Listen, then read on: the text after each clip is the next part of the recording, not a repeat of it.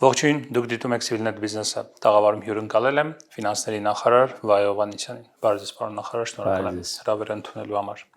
Պարոն նախարար, 2026 թվականի բյուջեն կառավարությունը արդեն հաստատել է, դեռ պետք է գնա ազգային ժողով եւ այնտեղ քննարկվի, բայց մի քանի հարցեր կան, որ դրանց հետ կապված պետք է ուշադրություն հրավիրենք եւ խոսենք դրանց մասին։ Դուք ասացիք, որ բյուջեն մարդկային ռեսուրսների զարգացմանն է ուղղված ավելի կառավարության նիստի ժամանակ, հա, ինչից ելնելով եք դա ասում, ինչու է, սովորաբար ամեն տարի բյուջեին ինչ որ տենց անուններ են տալիս, մեկը հակաճգնաժամային է, մյուսը ճգնաժամային է, չգիտեմ, 2009 թվականից հիշում եմ, 8 թվականից, բայց ինչու է այս բյուջեն հենց մարդկային ռեսուրսների զարգացմանն ուղղված։ Մի բարձ պատճառով, ճիշտն ասած, ես չէի ասի, որ մենք ամենասկզբից դա քննարկելուց այդ նպատակը դրել ենք, հետո հասել ենք այդ նպատակին։ Ուղղակի, երբ որ մենք ամփոփեցինք աշխատանքները, քննարկեցինք բոլոր առաջնահերթությունները, քննարկեցինք, թե որ ծախսերը կհայտնվեն բյուջեում եւ որոնք չեն հայտնվի այս պահին բյուջեում, հետո նայեցի թվերին, իսկ թվերը մոտավորապես այսպիսին են, որ մենք ավելացում ունենք երկու հիմնական ուղղություններով, առաջինը ԿԳՄՍ նախարարության գծով ծախսերը ՀՆԱ-ում 3.3-ից դառնում են 3.5, եւ առողջապահության ծախսերը 1.5-ից դառնում են 1.8։ Մնացած ուղղություններով ունենք փոքրիկ ավելացումներ ավելի կամ նույնիսկ որոշ դեպքերում նվազումներ։ Ինչը պայմանավորված է հիմնականում նրանով, որ բյուջեի դեֆիցիտը 1%-ային կետով նվազում է 25 թվականի համեմատությամբ, ինչը նշանակում է, որ ծախսերի համամասնությունը ՀՆԱ-ի նկատմամբ նույնպես նվազում է, հետևաբար ՀՆԱ-ի նկատմամբ որոշ ուղղություններով պետք է գտնենք կոմպրոմիսային տարբերակներ։ Բյուջեի դեֆիցիտի նվազումը, ես ճիշտ եմ հասկանում, որ հիմնականում տեղի է ունենում պաշտպանության ոլորտում, այսինքն ռազմական ծախսերի այդ մեծ կրճատման հաշվին, կամ դրա արդյունքում։ Հիմնականում կարելի է ասել այդպես, բայց ես տեսեք, երբ որ դուք ասում եք պաշտպանության նախարարության բյուջեի կրճատում, ռազմական ծախսերը, ես չեմ ասում պաշտպանության նախարարության։ Այստեղ տեսեք իմ գործընկերները պաշտպանության նախարարությունում արդեն մեկնաբանել են այս հարցը եւ ասել են, որ որևէ բան չկա պաշտպանության նախարարության աշխատանքների եւ պլանների մեջ, որը խախտվում է այս բյուջեով։ Սա զուտ պլանավորման հարց է, երբ որ օրինակ մենք մի քանի տարի առաջ որոշել ենք, թե ինչպես ենք իրականացնելու պաշտպանության նախարարության կապիտալ ծախսերը, այդ կապիտալ ծախսերը իրականացվում են ըստ պլանի, ինչ որ մի տարի պետքա օրինակ որոշ ծախսերի համար տրվեն կանխավճարներ, տարբեր պրոցեսներ են տեղի ունենում, մի տարի ավելի շատ, մի տարի ավելի քիչ, բայց ամեն ինչ այն պլանը, որը կազմվել է պաշտպանության նախարարության եւ անվտանգության խորհրդի կողմից, այդ պլանը ըստ պլանի առաջ են գնում։ Այսինքն խոսքը ՊՆ-ի բյուջեի օպերացիոն ծախսերի կրճատման մասին չի, այսինքն որ ամենօրյա ծախսեր իրականացվում են, դրանց կրճատման մասին չի, այլ ծախսեր, որոնք կապված են գնումների հետ հիմնականում։ Ժամանակին պետք է հրատապ իրականացվել են, հիմա այդ անհրաժեշտությունը չկա։ Նու հիմա այդ դետալների մեջ չեմ ուզում ես մտնեմ, ուղղակի ուզում եմ ասեմ, որ ցանկացած գնում անելուց դուք կարող եք հիմա մի մասը վճարեք, հետո մի հատ ուրիշ մասը վճարեք, կարող է այդ վճարի մի մասը հայտնվի մի տարում, կարող է դա կուտակվի մի տարում շատ լինի, մյուս տարիներում քիչ լինի, եւ այլն եւ այլն, այսինքն դա կապված է պլանավորման գործընթացների հետ, ոչ թե կրճատումների հետ։ Պարոն նախարար, ինչպես է նախատեսում 26-ի բյուջեով մի կողմից ապահովել տնտեսական աճի խթանում, այսինքն մյուս կողմից բյուջեի դեֆիցիտի կրճատման նպատակի իրականացում։ Աճի խթանումը ենթադրում է էֆեկտիվ եւ նաեւ շատ ծախսեր։ կլինի մոդեռնիզացիային ուղղված տնտեսության ծախսեր, կլինի տարբեր ոլորտներում պետական գնումներ եւ այլ։ Մյուս կողմից իհարկե խնդիր է դրված դեֆիցիտը կրճատել, որովհետեւ իսկապես Հայաստանին համադրելի երկրների հետ կապված նաեւ եթե որ նայենք, ինքը բավականին մեծ դեֆիցիտի մասին է խոսքը 5.5%-ը հիմա ցանկանում եք դարձնել 4.5%։ Այս երկու նպատակների համատեղելիությունը ինչպես է իրականացնելու։ Տեսեք, բյուջեի ծախսերը չեն պլանավորվում տնտեսական աճը ապահովելու համար, այսինքն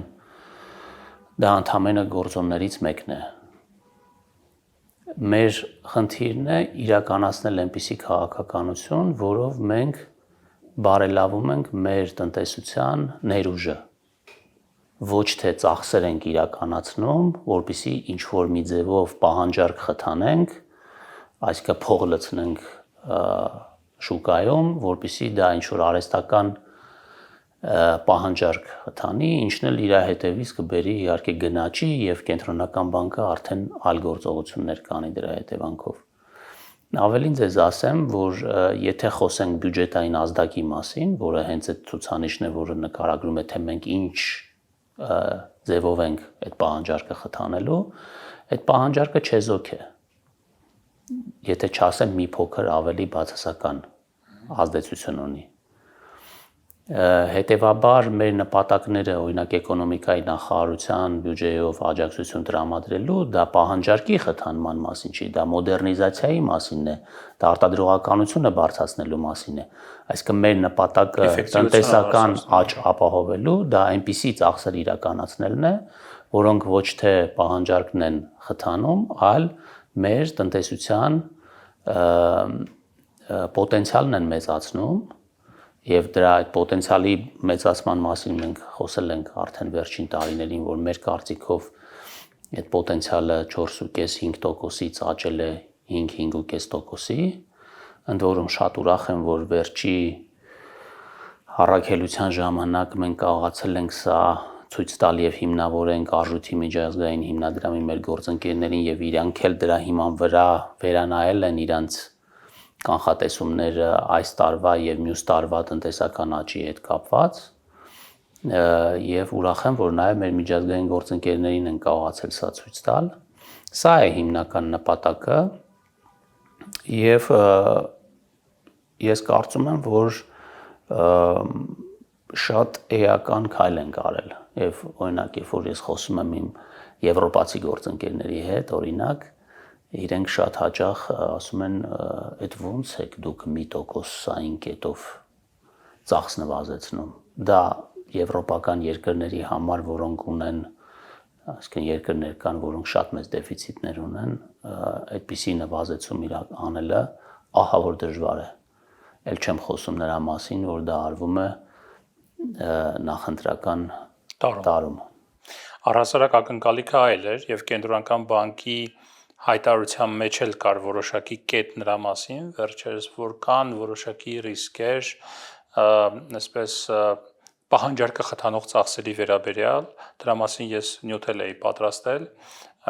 եւ կենտրոնական բանկից նաեւ պարզաբանեցին, որ դա հնարավոր ռիսկերի մասին է խոսքը, այսինքն եթե կառավարությունը գնա որոշակի ծախսերի, ապա կենտրոնական բանկը որոշակիորեն պետք է դրան արձագանքի, այսինքն կարելի է ասել, որ նախընտրական տարում Հայաստանի կառավարությունը գնում է ծախսերի կրճատման, ոչ թե ավելացման։ Զսպման։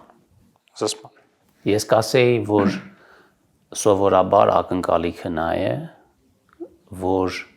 նախընտրական տարում կառավարությունը պետք է մեծացնի այն ծախսերը, որոնք սոցիալական բնույթ ունեն։ Եվ այն զսպումները, որոնք առկա են սովորական կյանքում, կարող է չաշխատեն այդ տարում, որովհետև հակվածությունը այդպիսի ծախսեր անելու բավականին մեծ է, բայց կարող եմ ասել, որ մենք կարողացել ենք ֆիսկալ կայունությունը եւ մեր դեֆիցիտի նվազեցման հարցը դարձնել առաջնահերթություն եւ դրանից հետո որոշել, թե որ չափով մենք կարողանանք սոցիալական ծախսեր անեն, որ չափով կարողանանք ֆինանսավորել այն կարևորագույն ծրագրերը, որոնք գուցե այսօր արագ արդյունքներ չեն տալիս, բայց երկարաժամկետ հատվածում նպաստում են մեր պետության զարգացմանը, եւ այս իմաստով ես շատ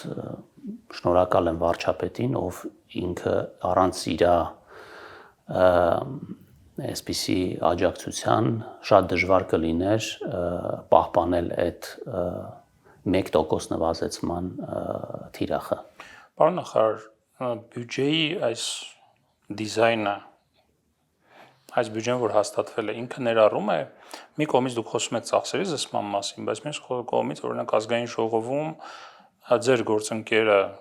սոցիալ ոլորտի նախարարը, աշխատանքի եւ սոցիալական հարցերի նախարար պարոն Թորոսյանը ասում է, որ թոշակների որոշակի այսպես բարձրացում կարող է տեղի ունենալ քեշբեքի միջոցով, որ քեշբեքի այդ մեխանիզմը, որ կա 12%-ից կարող է դառնալ 20% արդեն մյուս տարի։ Սա ներառված է ձեր զսպման մեջ, թե ձեզ ստիպելու են ինչ-որ ավել գումարներ տալ։ Երեք պարոն Թորոսյանի հետ այդ հարցն ենք քննարկել։ Իհարկե այդ հարցը քննարկված է։ Առհասարակ որ ծախսերի մասին խոսում եմ, ես զգում եմ, որ ծախսես անհանգստացնում է թե կառավարության նիստում, թե կառավարությունից դուրս, որովհետև երբեմն լինում է քաղաքական նպատակներով, լինում են հայտարարություններ, չգիտեմ, սա այդ շարքից էր, թե հաշվարկված էր։ Չէ, այս պարոն Թորոսյանը իհարկե այդ հայտարարությունը արել է նրանից հետո, երբ որ կառավարությունում վարչապետի գլխավորությամբ նաև այս հարցը քննարկել ենք եւ քննարկել ենք այդ ծախսերի ֆինանսավորման աղբյուրները եւ պարոն Թորոսյանը նաև ներկայացրել է այն աղբյուրները, որտեղից ինքը պատրաստվում է դա ֆինանսավորել եւ մենք էլ որոշակի ռեզերվներ ունենալով կկարողանանք տրամադրել այն գումարները, որոնց մասին պարոն Թորոսյանը երեք հայտարարել է ԱԺ ամբիոնից, որովհետև ես չեմ պատկերացնում, որ մենք այդպիսի հայտարարություն անենք առանց դրա ֆինանսավորման եւ քաղաքական նպատակահարմարությունը քննարկելու, հետեւաբար ոչ մի պատահական բան տեղի չի ունեցել։ Խոսքը միլիարդավոր դրամների մասին է։ Եթե իհարկե ծրագիրը ամբողջ ծավալով եւ այնպես աշխատի, ինչպես կառավարությունն է նախատեսում եւ մարդկանց այդ կոմունիկացիայի արդյունքում իսկապես այդ նպատակի իրականանա ամբողջ ծավալով։ Որ աղբյուրներից են ֆինանսավորվել դրանք։ Դուք ասացիք, որ պարոն Թորոսյանն է ներկայացրել որոշակի աղբյուրներ քննարկման ժամանակ եւ դուք եք պատրաստակամություն հայտնել որոշակի ռեզերվներից գումար հատկացնել։ Ինչ աղբյուրների մասին է խոսքը։ Դե հիմա ես չեմ ուզում այդ դետալների մեջ մտնեմ, բայց բնականաբար երբ որ բյուջեն հաստատվի, այս ընթացքում մենք հնարավորություն կունենանք նաև ԱԺ գործընկերների առաջարկները քննարկել եւ ներառել բյուջեում, այդ աշխատանքը իրականացնելուց հետո մենք կներկայացնենք այն աղբյուրները, որոնցով ֆինանսավորվելու է այդ հավելյալ ծախսերը, որովհետև այդպիսի գործողությունները իրանք նաև ազդեցություն են ունենում եկամուտների վրա եւ հետեւաբար որոշակիորեն եկամուտների վերանայման հարց էլ կլինի այստեղ։ Ասացիք, որ հիմնական ուղղությունները, որոնք աճ են ունեցել եւ դա բյուջեից երևում է, իհարկե առողջապահության ոլորտն է նաեւ։ Ես ճիշտ եմ հասկանում, որ դա իր մեջ ներառում է նաեւ պարտադիր, այսինքն այդ ծախսերը ավելացել են նաեւ նրա համար, որ հաջորդ տարվանից իսկապես սկսվի ներդնել պարտադիր այդ համընդհանուր ապահովագրությունը։ Այո։ Եվ քանի որ այս հարցը քննարկվում է 2020 թվականից, 19 թվականից, 20 թվականից ու միշտ խնդիր է եղել առողջապահության նախարարության եւ ուրեմն ֆինանսների նախարարության միջեւ, այն ժամանակ պարոն Թորոսյանի դեպ առողջապահության նախարար եւ ելի կռիվների մեջ էր ֆինանսների նախարարության հետ, այսինքն այդ վեճը կար, բանավեճը։ Կարող ենք ասել, արդեն ունեք հաշվարկ, որ միջնաժամկետ ծախսերի ծրագրով կլինի կամ չգիտեմ հեռանկարի տեսանկյունից կլինի, որ այս մեխանիզմի, այս համակարգի ներդրումը համընդհանուր պարտադիր ապահովագրության առողջության լինելու է անընդհատ, այսինքն ինքը ինչ-որ պահի չի ընդհատվելու, որովհետև ֆինանսական խնդիրներ են առաջանալու ընթացս։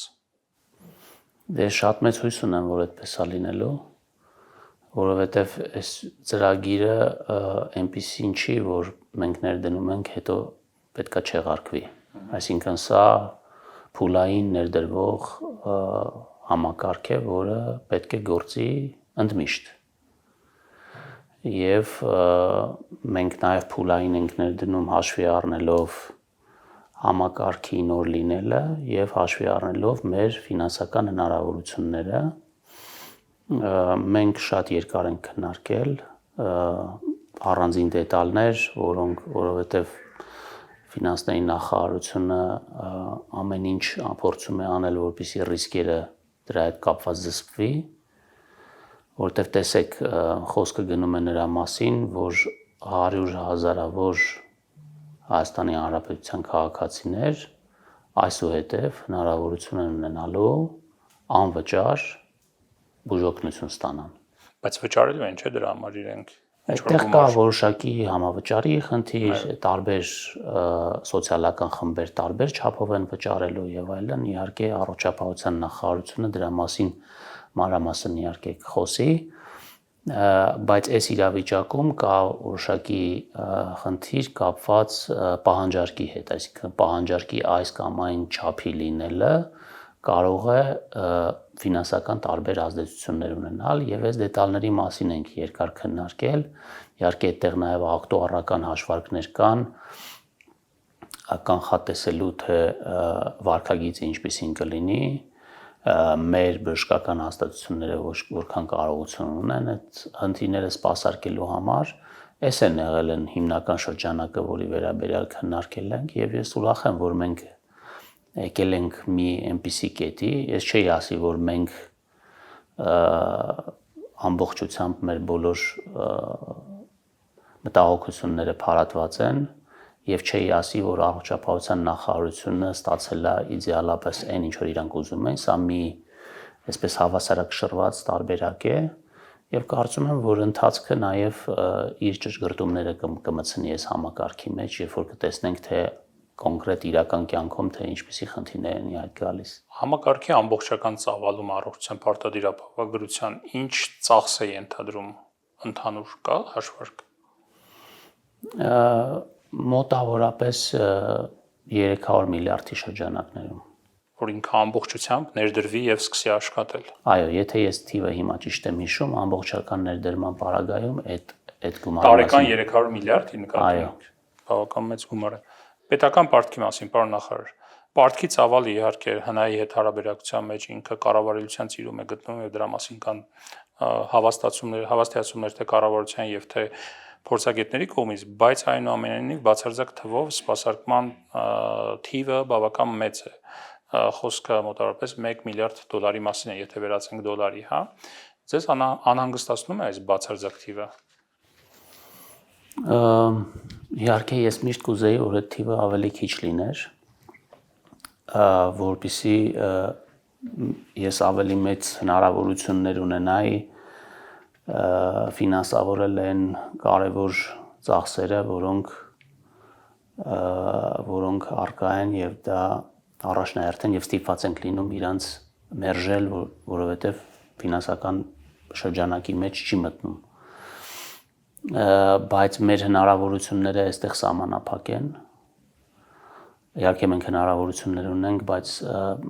այն սպասարկման գումարները, որոնք մենք վճարում ենք, դա կախված է երկու հանգամանքից, նախ պարտքի բացարձակ ծավալից, որը բավականին ընդունելի մակարդակի վրա է 50%-ի շրջանակներում այս պահին, ինչպես ասացիք, եւ տոկոսադրույքից։ Ցավոք սրտի վերջի 3-4 տարիների ընթացքում աշխարհում տեղի ունեցող process-ների եւ գնաճի պայմաններում տոկոսադրույքները գլոբալ բարձրացել են եւ դա տեղի ունեցել նաեւ Հայաստանում եւ մենք ունենք որոշակի բարձր տոկոսներ եւ պետք է աշխատանք տանենք այս տոկոսները մեր հնարավորությունների շրջանակում նվազեցնելու համար մասնավորապես եթե հետարքիր է կարողam ասել օրինակ իմ տեսանկյունից մենք ինչ անելիքներ ունենք դրա հետ կապված դա առաջի հերթին ներդրողների բազայի ընդլայնումն է հիմա մեր հիմնական ներդրողները Հայաստանի բանկերն են պարտքի մեջ նկատի ունենք պարտքի մեջ այո տեղական թողարկումների մեջ, որի օրինակ տոկոսադրույքները իմ կարծիքով դեռևս շարունակում են բարձր մնալ։ Շատ գրավիչ է այնտեղ ներդրումներ կատարելը։ Հա, հիմա մենք իհարկե պետք է ընդլայնել ենք շատ նոմինալ թողարկման ծավալները, որը կապ ունի բանկային համակարգում լիկվիդայնության աստիճանի հետ, եւ այդտեղ շատ մեծ մանյովրի տեղ չունենք, դա կապված է նաեւ բանկերի արտարժութային դիրքերի հետ, թե որքանով իրանք ազատ դրամային միջոցներ ունեն ներդնելու պետական պարտքի մեջ, եւ ես կարծում եմ, որ մեր հիմնական նպատակը պետք է լինի միջազգային ներդրողներին Հայաստան բերելն է,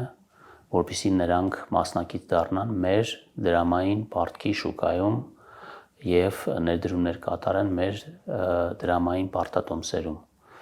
Սա պահանջում է որոշակի ինստիտուցիոնալ աշխատանք, իհարկե զուտ կառուցվածքի փոփոխության համար եք ասում, թե դա բերելու է նաև տոկոսադրույքի նվազման պետական պարտատոմսերի։ Չէ, եթե պահանջարկը մեծացնենք, այսինքն ստեղծենք նոր պահանջարկ այս թղթերի նկատմամբ,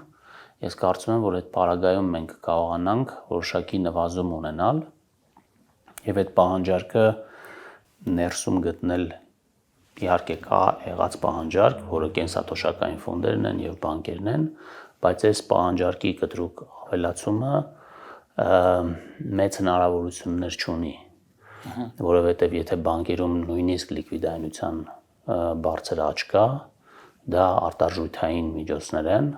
եւ իրանք մեծ հնարավորություն չունեն այդ արտարժութային միջոցները ներդնել դրամային գործիքների մեջ։ Իսկ ինչպես եք արտաքին ներդրողներին, միջազգային ֆոնդերին կամ ֆինանսական կառույցներին այդ առումով բերելու Հայաստան, որպեսզի դրամային պարտատոմսեր վերցնեն։ Դե մենք որոշակի հաջողություններ ունեցել ենք վերջի 1-2 տարիների ընթացքում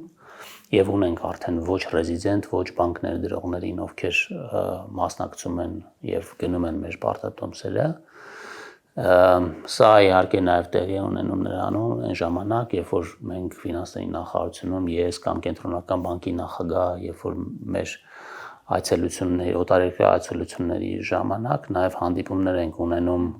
ներդրողների հետ, ներկայացնում ենք թե ինչ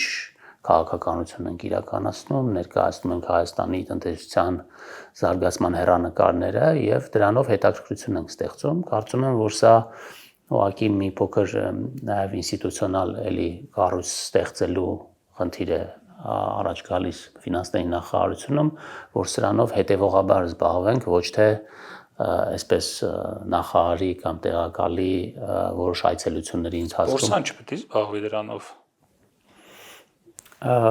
Բորսան էլ իր չափով է զբաղվում, բայց բորսան ընդհանրապես իրանց գործիքների եւ ընդհանրապես բոլորի հետ կապված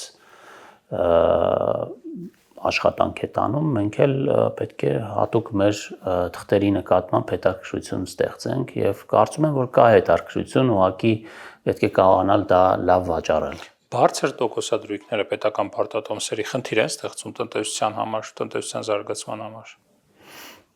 Նայած ինչի հետ ենք համեմատում, եթե համեմատում ենք օրինակ, եթե շատ բարձր լինի, դա կարող է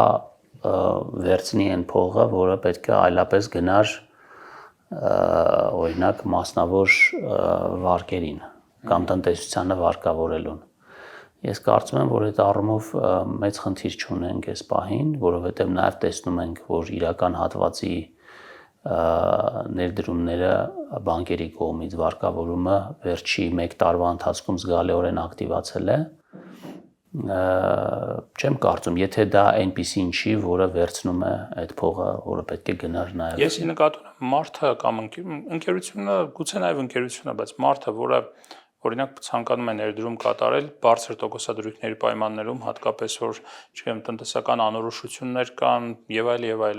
երբ ավելի շատ կգերադասի տանել դնել նույն դեպոզիտ բանկում այդ գումարը երաշխավորված եկամուտ ապահովելու համար, եթե մեծ գումարի մասն է խոսքը, կամ պետական պարտատոմս առնել ինչ որ մի ձև եւ այնտեղից երաշխավորված եկամուտ ստանալ, եթե խոսքը 8-ից 10% եկամուտի մասին է։ Դե հա, բայց տեսեք, երբ որ ինքը իր խնայողությունները դնում է բանկում, այդ բանկում դրված խնայողությունները դառնում են ներդրումներ տնտեսության մեջ, եթե ինքը գնում է պետական, գանձապետական պարտատոմսեր, դրանք դառնում են ներդրումներ, կապիտալ ներդրումներ, ներդրումներ, կապիտալ մեր ծրագրերի մեջ, դպրոցաշինության մեջ կամ մեր ճանապարհային ենթակառուցվածքների մեջ։ Իդեպ այսօր մի բան տեսա, մեր падգամավորներից մեկը մի բան էր գրել նրա մասին, թե ինչքան դպրոց եւ մանկապարտեզ է կառուցվում եւ տարբեր ենթակառուցվածքներ են ստեղծվում։ Մեկնաբանել էր եւ ասել էր, հա հետո ինչ մեկա պարտքով եք այդ ամեն ինչը անում։ Այստեղ պետք է լավ հասկանանք, թե այդ պարտքը ինչ է եւ ինչի ենք մենք ներգրավում։ Իհարկե, կարելի է առանց պարտքի էլ ապրել, բայց նշանակում է, որ այդ մի դպրոցը սարքելու համար մենք գուցե պետք է սպասեինք 10 տարի, որպեսզի կարողանանք այդ դպրոցը կառուցենք մեր ունեցած եկամուտներով։ Մենք այդ 10 տարի հետոյի դպրոցը բերում ենք այսօր ենք կառուցում, այն հույսով, որ մենք ավելի արագ կզարգանանք դրա շնորհիվ, կարողանանք ավելի շատ գումար աշխատենք եւ այդ պարտքը, որը վերցրել էինք, կփակենք։ Պոտենցիալի մեջ մեր պոտենցիալի մեջ արժի հիմա դնել, որովհետեւ հիմա է մեզ պետք զարգանալ եւ ես կարծում եմ, որ վերջի տարիների քաղաքականությունը ցույց է տալիս, որ թեև անընդհատ խոսում է նրա մասին, որ պարտքը կրկնապատկվել է, նոմինալ առումով շատացել է, բայց մենք անընդհատ խոսում ենք նրա մասին, որ մեր եկամուտները ավելի շատ են շատացել եւ արժեր այդ ներդրումը անել այդ պարտքը վերցնելու վրա։ Պարտքի աճը, որ վերջին 7 տարում ինքը կրկնապատկվել է։ Տնտեսությունն էլ է իհարկե կրկնապատկվել, կարելի ասել վերջին 7 տարիների ընթացքում, բայց որակի տեսանկյունից տնտեսությունը այդքան լիկվիդային է, այդքան իրացվելի է, որպեսզի կարողանանք մենք երկարատև կտրվածքում այս պարտքը առանց խնդրի սպասարկել։ Դա կախված է նրանից, թե մենք ինչ հետագա քաղաքականություն ենք իրականացնելու։ Եվ այսօրվա մակարդակում ես որևէ խնդիր չեմ տեսնում։ Եվ դրա համար ենք խոսում նրա մասին, որ հենց այս կայունությունը ապահովելու եւ հետագայում այդ ճնշումները թույլատնելու նպատակով կառավարությունը միջնաժամկետ ծախսային ծրագրով ներկայացրել է մի հեռանկար, որտեղ մենք մինչև 2028 թվականը դեֆիցիտը պետք է իջեցնենք 2.8% եւ մինչև 30 թվականը իջեցնենք 1%։ Սա շատ հավակնոտ ծրագիր է եւ իմ կարծիքով մենք պետք է սա անենք։ Բայց դա եկամուտների հաշվին պետք է անենք, թե ծախսերի կրճատման հաշվին պետք է անենք։ Սա պետք է անենք ծախսերի արդյունավետությունը բարձրացնելու հաշվին։ Եվ սա բավականին լուրջ աշխատանք է իր մեջ պարունակում, որովհետև մենք պետք է կարողանանք նաև կրճատում արդյունավետության բարձրացումը, ճիշտ եմ հասկանում։ Որպեսզի այն կարևորագույն անելիքները, որը մենք ունենք եւ կունենանք հաջորդ կառավարության ծրագրով, կարողանանք արդյունավետ սպասարկենք, միևնույն ժամանակ զսպելով այդ դեֆիցիտի մակարդակը, որը ի վերջո ազդեցություն ունի նաև մեր պարտքի բացարձակ ծավալի աճի հետ, որովհետև ինքը ցանկացած դեֆիցիտի պայմաններում պարտքի նոմինալ չափը աճելու է, եւ կարծում եմ, որ մենք այս ճանապարհով պետք է գնանք եւ ամեն ինչ անենք, որպեսզի այս ծրագիրը իրականություն դառնա։ Ծախսերի արդյունավետության մասին վերջերս ձեր ընդդիմադիր գործընկերները տվյալ դեպքում մեր ձևով նախաձեռնության ներկայացուցիչը, ղեկավարը կամ լիդերներից մեկը խոսքը Նարեկ Կարապետյանի մասին է, իր տեսանյութերից մեկում քաղաքական պայքարի մեջ են իրենք, գիտեք, իր տեսանյութերից մեկում խոսեց հենց ծախսերի մասին եւ խոսեց 300 դպրոց 500 մանկապարտեզ ծրագրի մասին, մեր նշելով, որ շատ կարևոր նախաձեռնություն է եւ այլն, բայց այնուամենայնիվ ասաց, որ վերջին 1 տարվա ընթացքում, հատկապես վարչապետի այցերից հետո, որ հայտնի Կախիչի դեպքը տեղի էր ունեցել, փորձարկել էր եւ ջարդվել էր, ծախսերի բարձրացում է տեղի ունեցել այդ ոլորտում։ Կա նման բան, թե չկա։ Դպրոցաշինության ոլորտում նույն սմետաներն են մնացել, նույն դպրոցներն են, քառակուսի մետր չի ավելացել եւ այլը, բայց $1 միլիոն ծախսերի բարձրացում է տեղի ունեցել յուրաքանչյուր 1 դպրոցի կառուցման գործում։ Ես չգիտեմ ինչի մասին է խոսում տվյալ անձը, կարող եմ ասել մի բան, որ 2 տարի առաջ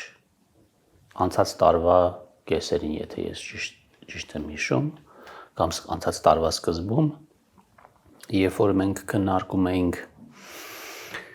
այդ դպրոցների շինարարության մրցույթները, մրցույթային փաթեթները, մենք նկատում էինք, որ քանի որ բավականին մեծ շինարարության մասին է խոսքը, շատ մասնակիցներ շինարարական չկան, նրանք էլ որոնք կան, երբեմն բարձր գին են առաջարկում, որովհետև իրականում այդ ծավալները շատ մեծ են, կարողությունները մեծ չեն։ Եվ այստեղ մենք մի քննարկում ունեինք նրա մասին, թե արդյոք ինչ պետք է անենք, այսինքն ինչ անենք, չկառուցենք այդ դպրոցները, թե այնուամենայնիվ ընդունենք, որ որոշ դեպքերում մենք տեսնում ենք, որ եթե ասենք օրինակ նախկինում կառուցվում էր այդ նույն դպրոցը X գնով, հիմա շինարարները չեն համաձայնվում այդ նույն գնով դա կառուցել եւ մի փոքր ավել գումար են ուզում։ Եվ մենք գնացինք այն ճանապարհով, որ այդ տենդերները վավեր համարեցինք։ Իսկն ծախսերի վերանայում եղել է անցած տարի։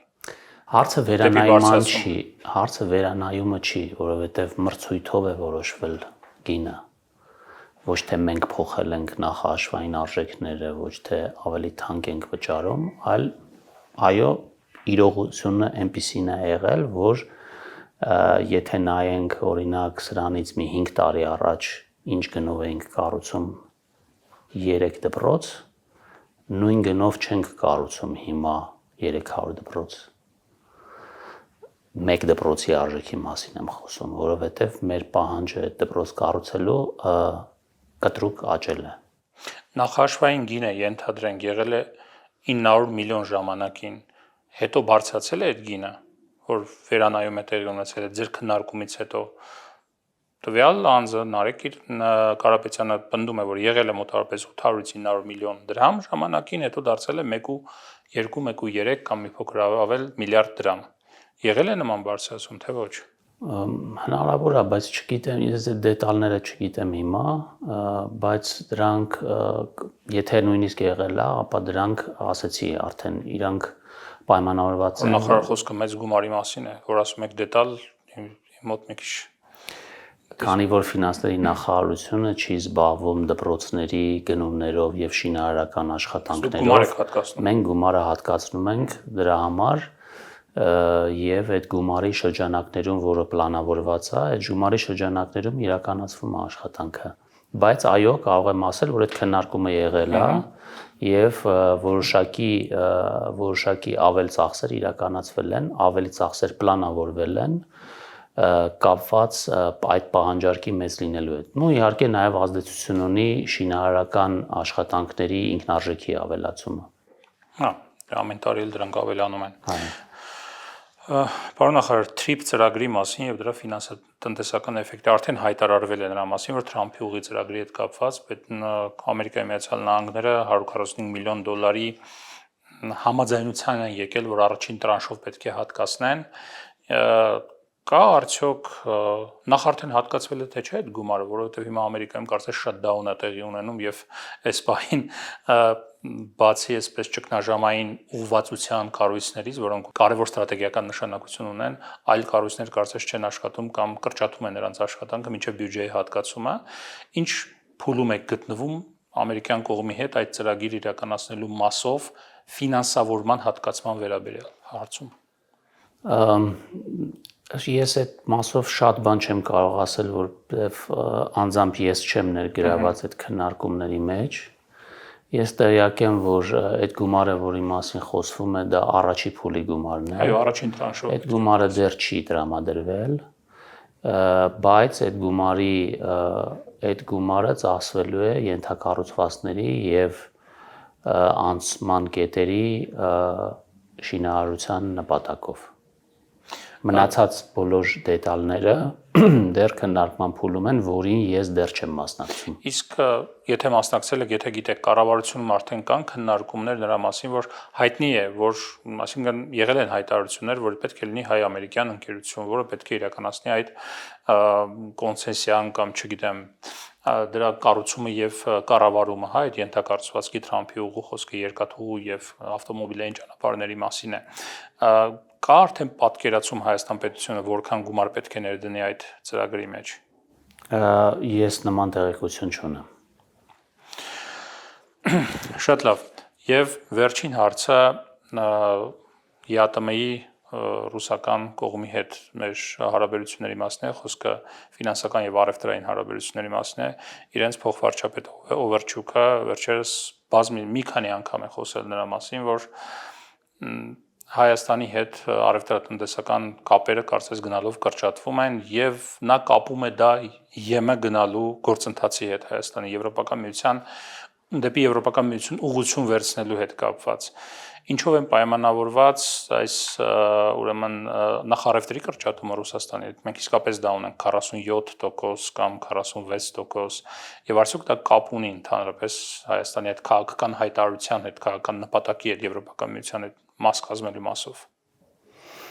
Ես կարծում եմ, որ չունի։ Ես կարծում եմ, որ դա միայն պայմանավորված է այն հանգամանքով, որ այն վերարտանվող ապրանքները, որոնք գալիս էին Հայաստան, Ռուսաստանից եւ գնում էին այլ երկրներ, այդ շրջանառությունն է կրճատվել եւ դա իհարկե ազդել է տարբեր ցուցանիշների վրա, այդ թվում մեր ներմուծման, արտահանման, արդյունաբերության որոշակի թվերի անկման պատճառ է հանդիսացել, բայց այն հիմնական ուղղությունները, որոնցով մենք աշխատում ենք Ռուսաստանի եւ ԵԱՏՄ-ի հետ, ես կարծում եմ, որ դրանք ընդհակառակը աճում են եւ դրա մասին այսօր կառավարության նիստում նաեւ խոսում էր էկոնոմիկայի նախարար Գևորգ Պապոյանը, ով թվարկում էր այն ուղղությունները եւ այն չափերը, որոնցով մեր արտահանումները աճել են։ Իհարկե նաև մեր արտահանումը աճում է նաև ԵՄ երկրներ, այն աջակցության շնորհիվ, որը մենք տրամադրում ենք, բայց ես կարծում եմ, որ հիմնական արտահանման ուղղությունը շարունակում է մնալ ԵԱՏՄ-ն։ Սա միմիայն կամ հիմնականում պայմանավորված է վերարտահանման նվազմամբ, որը ըստ էության մեր տնտեսության համար էական ազդեցություն չէր ունենում։ Այսինքն մեր քաղաքացիները կամ բիզնեսը ամեն օր լսում են նրա մասին, որ արդյունաբերության անկում ունենք երկնիշ կամ ներմուծման եւ արտահանման անկում ունենք երկնիշ 30-40%-ով, որևէ մեկը դա իր կյանքի վրա զգում է, որ մենք 40%-ով ինչ-որ մի բանի անկում ունենք, ինձ թվում է հակառակը մարդիկ զգում են, ոչ էլ մեր կյանքի վրա զգում էինք, որ երկու անգամ աճ է տեղի ունեցել։ Այո, եւ իդեպ ձեզ ասեմ, որ այն ժամանակ էլ, երբ որ մենք այդ աճերը կային, մենք դա զտում էինք եւ առանց այդ աճերի էինք թվերը ասում, որովհետեւ ուզում էինք, որ մենք ունենանք իրական պատկեր այն իրական իրադարձությունների մասին, որը տեղի է ունենում մեր եւ մեր քաղաքացիների կյանքում։ Ընդ որում հատկանշական է, որ զբաղվածությունը աճում է, գործազրկությունը նվազում է, այսինքն գրանցված գործազուրկների թիվը նվազում է եւ այս մասով, այսինքն գրեթե բոլոր ուղղություններով ունենք լավնորություններ։ Որոշակի աճ ունենք, եթե չեմ սխալվում։ Ոչ, հակառակը աղքատության նվազում էլ ունենք եւ բանի ջինի գործակցի բարելավում ունենք։ Ջինի գործակցությունը իսկապես կարևոր է, որը ցույց է տալիս եկամուտների բաշխվածության եւ դրա կառուցվածքը Հայաստանում եւ ոչ միայն Հայաստանում։ Պարոն նախարար, ես հարց չեմ կարող չտալ, այնուամենայնիվ քաղաքական հայտարարությունները տնտեսության վրա ինչ են արժենում ֆինանսական ոլորտի վրա գուցե այն առումով, որ տեսեք, լինելով ԵԱՏՄ անդամ, մենք բարբերաբար հայտարարում ենք, որ մեր ուղղությունը Եվրոպական միությունն է։ Մենք ցանկանում ենք անդամակցել Եվրոպական միությանը, օրենք ենք ընդունում եւ այլ եւ այլ։ Սա ինչ խնդիր է ստեղծում մեծ ընկերությունների համար, տնտեսության համար, անորոշությունները չի խորացնում։ Ես կարծում եմ, որ ցանկացած խելամիտ բիզնեսմեն, եթե իր վրա պետքա դա ազդի, հասկանում է, որ մեկ օրում կամ մեկ տարում ԵՄ անդամակցությունը անհնարին է, որովհետև դա պահանջում է ինստիտուցիոնալ լուրջ փոփոխություններ դրան հասնելու համար։ Եվ այդ անորոշությունների հարց ես այստեղ չեմ տեսնում։ Ես ընդհակառակը, եթե բիզնեսի ապագայի եւ այդ անորոշությունների մասին եք խոսում, ես տեսնում եմ, որ մասնավոր հատվածի համար լայն հնարավորություն է ստեղծում այն քաղաքական հայտարարությունները, որոնք խոսում են ապաշրջափակման, ճանապարհների, ենթակառուցվածքների բացման ուղղությամբ։ Ես կարծում եմ, որ հիմա էլ բազմաթիվ քաղաքական գործիչներ հայտարարել են նաև նրա մասին, որ մենք զարգացնում ենք մեր հարաբերությունները ԵԱՏՄ-ի հետ եւ որևէ բացասական ազդակ այդ կառույցի հետ չունենք, երբ որ կգա ժամանակը որոշելու, երբ որ մենք պատրաստ կլինենք ԵՄ-ին անդամակցելու, այն ժամանակ այդ որոշումը կկայացվի, ընդ որում այդ որոշումը կայացնելու է Հայաստանի Հանրապետության քաղաքացիները, որովհետեւ դա ռեֆերենդումի հարց է։ Կարծում եմ այդ ժամանակը, երբ որ գա, մենք շատ վաղուց դրանից կիմանանք դրա մասին։ Այս փուլում իմ հարցերն ավարտվեցին։ Կա կարևոր հարց, որի մասին չխոսեցինք եւ ցանկանում եք խոսել այս հարցազրույցին գալուց։ Ես ուզում եմ եւս մեկ անգամ շեշտել, որ բյուջեի դեֆիցիտի նվազեցման մեր ճանապարհային քարտեզը ամենաէական ֆիսկալ քաղաքականության միջոցառումներից է, որը ապահովելու է մեր ֆիսկալ կայունությունը առաջիկա տարիներին։ Սա շատ դրական ազդակ է միջազգային կառույցներին եւ միջազգային ներդրողներին եւ բոլորը տեսնում են, որ մենք չենք տրվել են գայթակղությանը նախընտրական տարում դեֆիցիտ ավելացնելու եւ սա վկայում է մեր պատասխանատու քաղաքականության մասին, որը ուզում եմ եւս մեկ անգամ շեշտեմ եւ սա ինձ հույս է տալիս նրա վերաբերյալ, որ այս քաղաքականությունը իրականացնելով իրականում մենք հասնելու ենք բավականին մեծ արդյունքների ապագայում։ Շնորհակալ եմ զրույցի համար։ Ես եմ շնորհակալ։ Civilnet Business-ի հյուրը ֆինանսների նախարար Վայո Վաննիսյանն էր։ Կհանդիպենք։